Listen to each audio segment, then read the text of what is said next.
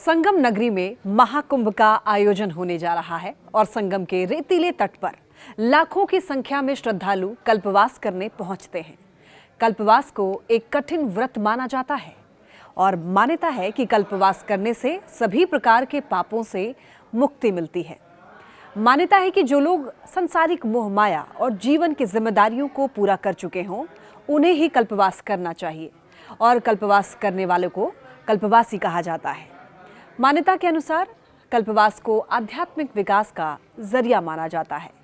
संगम पर माघ के पूरे महीने उपवास और पूजा कर पुण्य फल प्राप्त करने की इस साधना को कल्पवास कहते हैं। कहते हैं कि कल्पवास करने वाले को इच्छित फल प्राप्त होने के साथ ही जन्म जन्मांतर के बंधनों से भी मुक्ति मिलती है। हिंदू मान्यताओं के अनुसार कल्पवास की शुरुआत सूर्य के मकर राशि में प्रवेश करते ही पौष पूर्णिमा से होती है और माघी पूर्णिमा के साथ संपन्न होती है। इस दौरान श्रद्धालु संगम के किनारे ही कड़कड़ाती ठंड में जप तप स्नान ध्यान करते हैं और टेंट या फिर कुटिया बनाकर उसमें रहकर 1 महीने तक उपवास रखते हुए भगवान का भजन कीर्तन करते हैं। इसके साथ ही कल्पवास करने वालों को सभी जीवों के प्रति दया भाव रखना जरूरी होता है। इसके साथ ही कल्पवास के दौरान साधकों को सनातन धर्म के हिसाब से सात्विक भोजन करना होता है।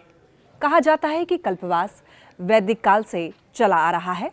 साथ ही ऐसा माना जाता है कि इस परंपरा की चर्चा वेदों और महाभारत काल के समय से चली आ रही है और सनातन धर्म की परंपरा है कि तीर्थ यात्रा एक बार जीवन में अवश्य करनी चाहिए और कल्पवास को वृद्ध युवा के साथ साथ पति और पत्नी भी एक साथ कल्पवास कर सकते हैं।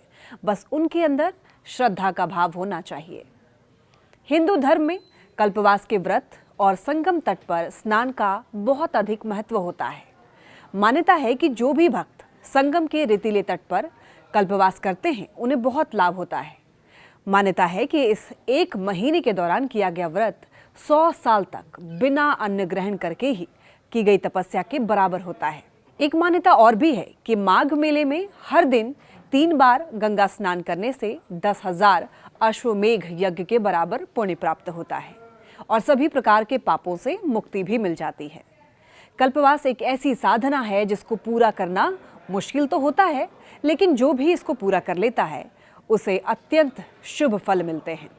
ऐसा माना जाता है कि कल्पवास का पालन करके अंतःकरण और शरीर दोनों का कायाकल्प हो सकता है और कल्पवास का व्रत रखने की परंपरा कुछ लोग पीढ़ियों से निभा रहे हैं और पीढ़ी दर पीढ़ी संगम की रेती पर पहुंचकर कड़कड़ाती सर्दी में कल्पवास करते हैं।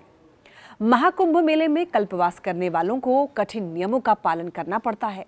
इस दौरान भक्त को सच बोलना जरूरी होता है। इसके साथ ही कल्पवास की पूरी अवधि के दौरान साधक को उपवास, ब्रह्मचर्य का पालन करने के साथ साथ जमीन पर सोना, हर दिन 3 बार गंगा स्नान करना, न्यासियों की सेवा और दान पुण्य जैसे नियमों का भी सख्ती से पालन करना जरूरी होता है। कल्पवास के दौरान पूरे अनुशासन का पालन करने से शरीर, मन और आत्मा की पूर्ण शुद्धि हो जाती है और ईश्वर के प्रति अटूट भक्ति और समर्पण का भाव भी पैदा होता है। वहीं इस दौरान कल्पवासी तुलसी का पौधा लगाते हैं और हर दिन उसकी पूजा करना जरूरी होता है, जो उनके जीवन की शुद्धता का प्रतीक माना जाता है। कल्पवास में व्रत का जितना पौराणिक महत्व है, उतना ही अच्छे स्वास्थ्य की दृष्टि से भी ये बहुत ही अच्छा है।